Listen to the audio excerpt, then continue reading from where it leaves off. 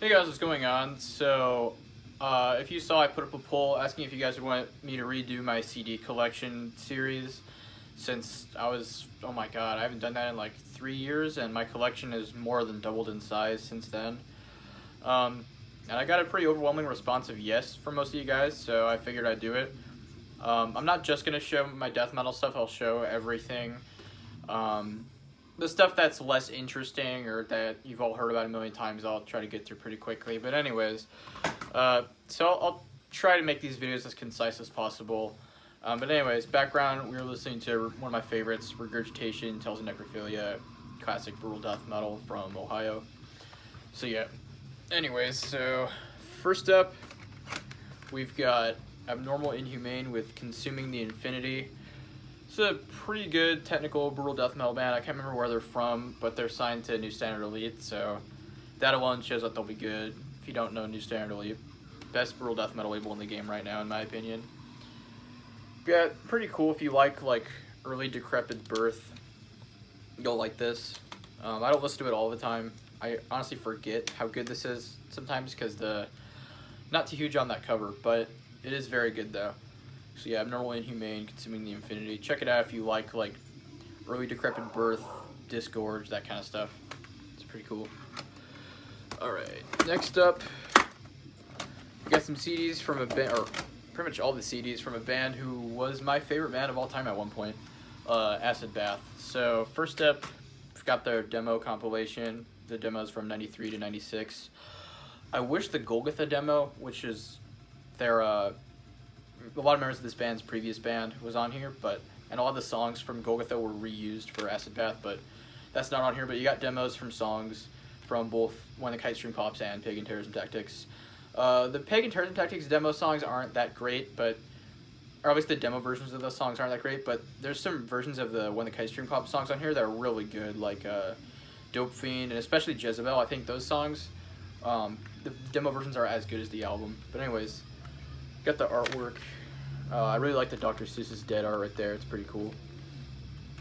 Yeah, if you don't know Acid Bath, which I'm sure you do, unless you've been living under a rock, sludge metal band from Louisiana, I believe. Really good shit. These guys used to be my favorite band at one point in time, and I kind of burnt myself out on them for a while, and they're very once in a while sort of listen for me now, but they are really fucking good. So yeah, Acid Bath demos 93 to 96. Then next up we have my favorite release, and most people's favorite release from them, their debut full-length When the Kite String Pops, infamous for the John Wayne Gacy album cover. I'm sure you guys all know this, and if you haven't heard it, you need to get on it because this album is amazing, and I don't think there's a single bad song on here. If I had to pick a favorite, it'd probably be between Finger Pangs of the Insane, Jezebel, and probably, I don't know. But those two are probably my favorite. But yeah, this is an amazing album. Been through a lot with this one. I used to listen to this shit every fucking day, like my junior year of high school. But yeah, great stuff. Really interesting lyricism, really weird and trippy and drug-addled. They are a sludge metal band, but there's elements of everything in their sound.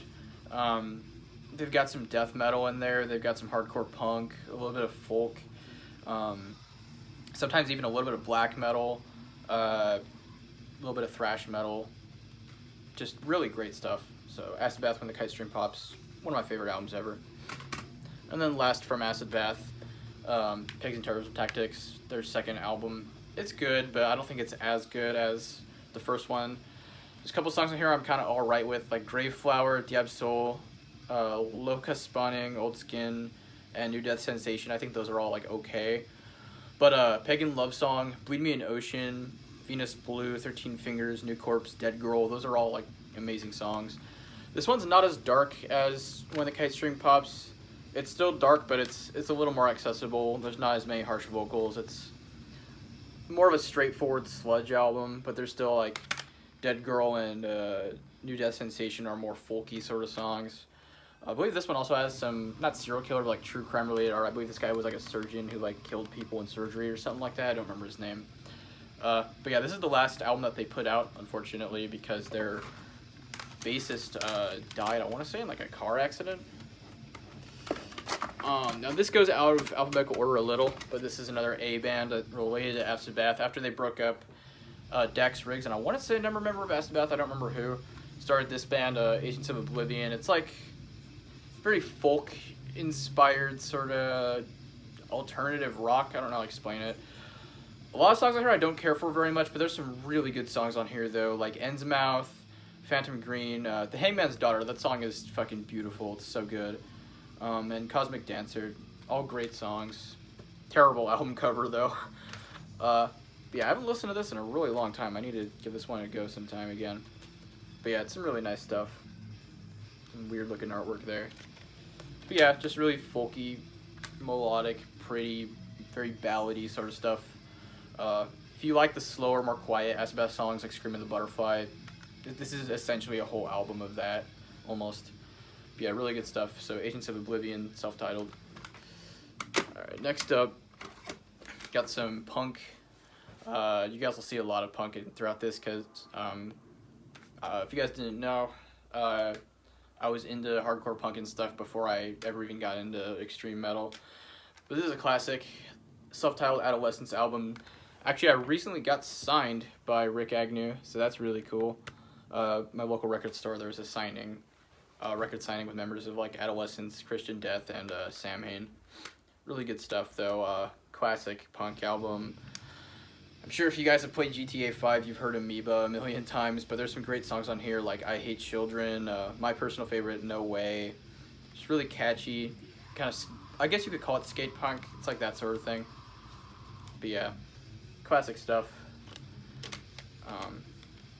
Not my favorite hardcore punk album ever, or favorite band ever. They don't have the best discography, but it is very good though. So Adolescence, self-titled, classic. Now we've got a bunch of albums from the band that got me into music. A little embarrassing, but I don't care. AFI, I've been into this band since I was literally like 4 years old. I like their earlier stuff, and by early I mean like the first like 6-ish albums. But anyways, this is their debut. This one's more just straightforward kind of skate punk, I guess. This was one of the first CDs I ever bought. I think I was like 11 years old when I got this. Very Reservoir Dogs inspired sort of art.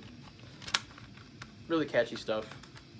And then their debut, or that was their debut, their sophomore album, Very Proud of Ya. It's just a continuation of the style established on the first album, but there's some filler on this. There's like 20 songs, but there's some really good songs on here still though, like He Who Laughs Last, File 13, Perfect Fit, Advances in Modern Technology, Crop Tub. There's a couple re-recordings of songs from Amsterdam Stay Fashionable on here as well. But yeah, more kind of skate punk sort of stuff. Very 90s sounding. Good album. I think this came out in like 96. If you know AFI as like the band with that song Miss Murder, then their early shit will change your mind. This is one of my favorite albums from them. This is their third album, Shut Your Mouth and Open Your Eyes. This one's more of just a straight up hardcore album. You know, a lot of like, not breakdowns, but borderline breakdowns and stuff on here. Really pissed off album. Davey Havok's vocals are just insane on here. He sounds so fucking angry. I don't know how else to explain it, but this was my favorite from them for quite a while, and it's still one of my favorites. Just a really aggressive album, really frustrated sounding. Yeah, there's some great songs on here though. Every song here is great, but I think Let It Be Broke, Coin Return, and probably 3 Seconds Notice, those are probably the best songs on here. But yeah, AFI, Shut Your Mouth and Open Your Eyes. Then after that is where they started to really find their sound on this one, in my opinion. Black Cells in the Sunset. It's similar to Shut Your Mouth and Open Your Eyes, but it's got a little bit more melodic, kind of gothy sort of tinge to it. But yeah, there's some really great songs on here, like The Last Kiss, Exsanguination, Malleus Maleficarum. This album is the first one with the lineup that they would stick with as well. I think they had like both new guitarist and bassist on here. Or I know the bassist did Session for the album before this, but this is where he officially joined the band. But yeah, this is a lot of people's favorite AFI album, and I can see why. It's one of my favorites from them as well. Probably like my third favorite. But yeah, really good stuff. And then next up we have my favorite from them, The Art of Drowning. This is like their masterpiece in my opinion.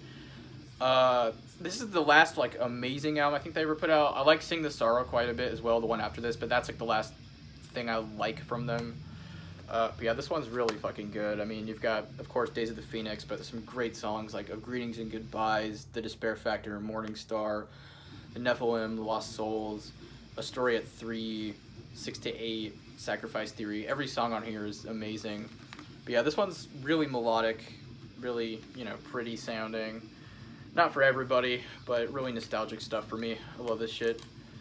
This one, I don't know if you could call it like punk, but it's like gothic hardcore. It's like the best way to describe it. There's some really cool artwork in the booklet too.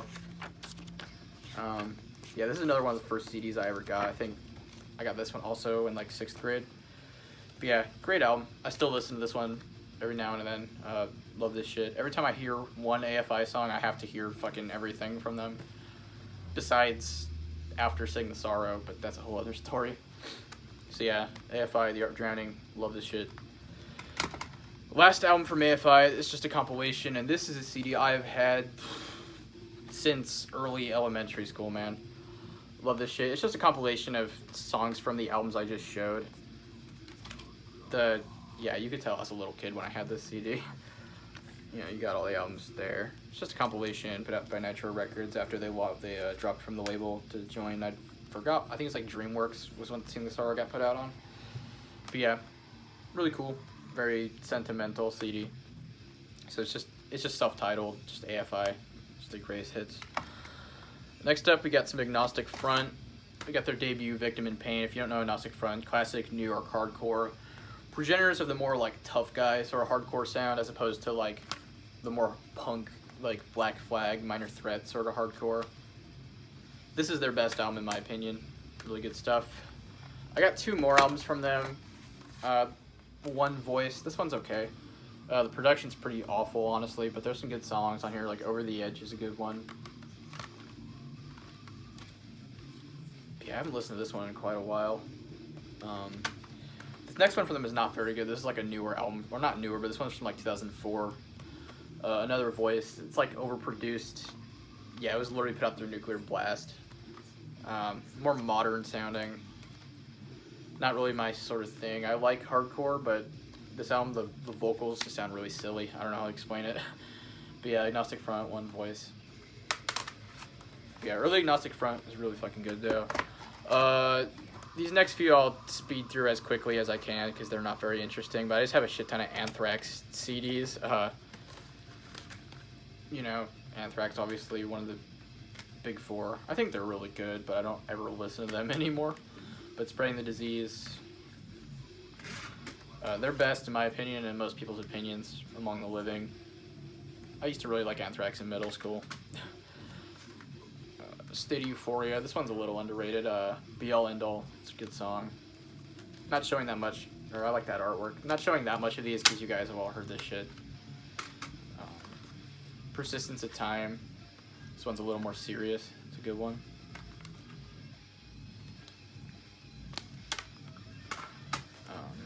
This is just like a greatest hits.